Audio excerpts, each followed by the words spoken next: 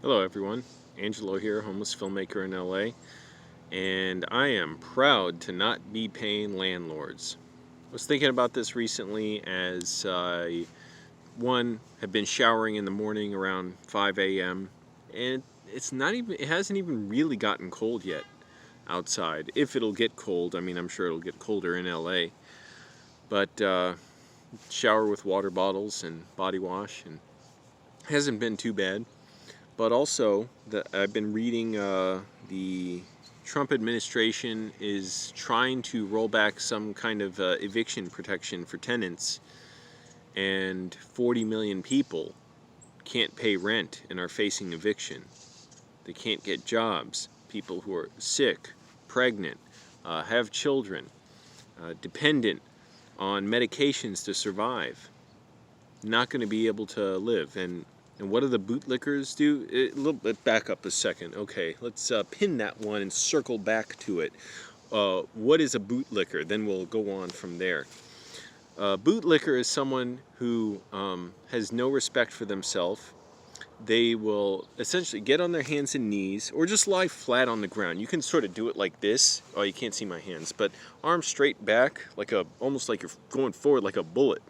And just lying down and licking the boots clean of people who are richer than you, who hate you and just exploit you. And you get so excited, this exhilaration of, I can see my face in that boot. It must be a sign from above that this landlord likes me. I will keep paying them and I will defend them from others. It's where you have such little self-respect, you go out of your way to debase yourself in defense of people who hate you. The rich, landlords, CEOs, who only get to where they are by exploiting others. So, okay, now we're circling back. Landlords are scum. They don't care about people going homeless. You look up what they're saying online, what they say to each other in their online networks where they talk, their neighbor or whatever it is profiles, neighborhood profiles, where they talk about how to get rid of homeless people from their neighborhood and what sort of, like codes to use in your language to make sure the police will get rid of them.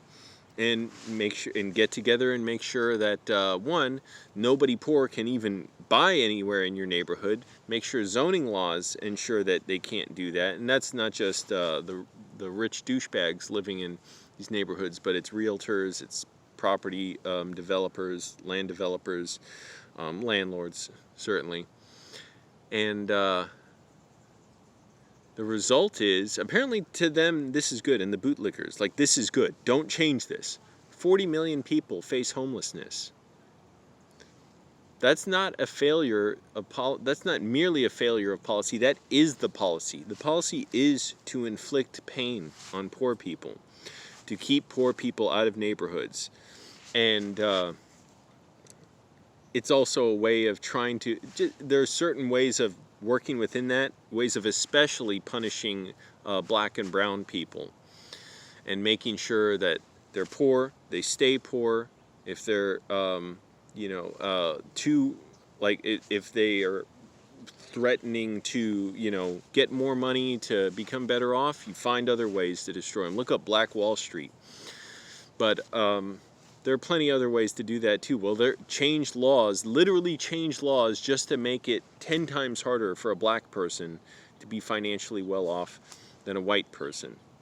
Or they'll make it so they can be arrested for something so much more easily than a white person can. The police will be overfunded in their neighborhoods, and the schools will be underfunded. Medical care underfunded, police overfunded.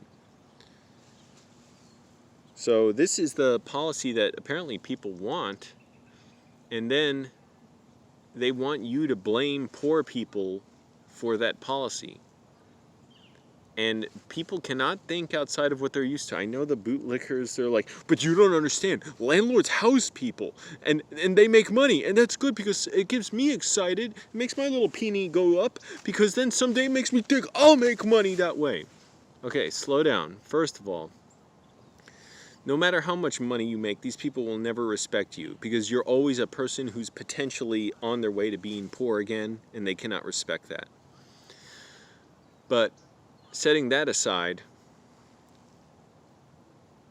what the hell was I talking about? the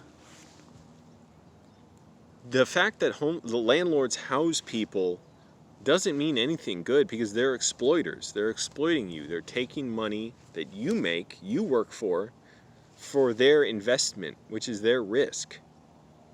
They're exploiters, and for what? It's not like something like, oh, it's just fun, for a lark, I'll just invest in their business. No, it's for your housing, for something you basically need to live.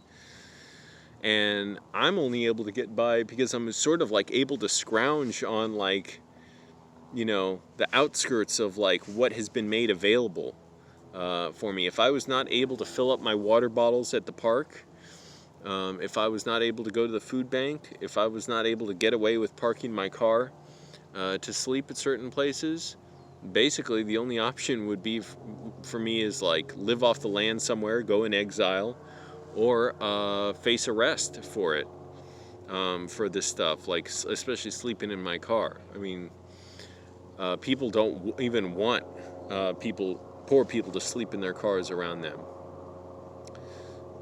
Even a nice landlord's just an exploiter. And I know people think, well, but they house people. They house them. Slave owner, you all would defend slave owners for housing slaves. They're still exploiting them. And you say, well, what? Are you saying you would support them going homeless? I'm saying give people homes. The people who are like, but look at this. Did you look at this stat? I discovered this because I'm white. Maybe if you worked harder, you'd look a little more white there, Angelo. The numbers in the bank account go from the poor person to the more rich person. Isn't that good? Don't you like that? Yeah, I know landlords make money from that. That's how they make their business. I'm aware. I'm saying it's exploitative. And we could make housing so that you get money out of it and you decommodify it. And so everyone has a home. But they can't stand that, haven't looked into that. But you don't understand. If they make money, you all just sound like freaking parrots, the way you keep repeating yourselves. We're like, but they make money. Brain no make a thought go in. Doesn't work.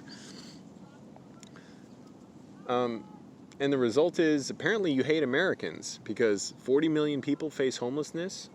Most of them, a lot of them are Americans.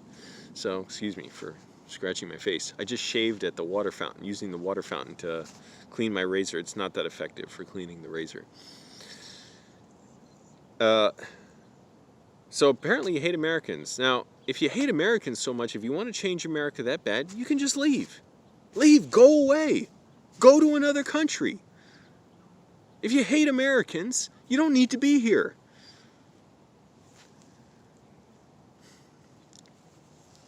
For some reason, I guess white people only think that applies to when people are trying to help poor, especially black and brown people, but just poor people anywhere. That's when you hate America, is when you want to help poor people. And when you're used to, oppressing others, equality seems like oppression to you. So when the idea of poor people moving into your neighborhood sounds like a threat, that's because you're used to being able to exploit others. Consider this. In Los Angeles, I think 75% of the housing is required to be single-family homes. That means they can't make cheaper housing. It's zoned for it. So it basically means it has to be single-family housing. You can't make it cheaper. You can't make small, tiny homes. You can't make cheaper apartments. Nothing. You have to make it single-family housing.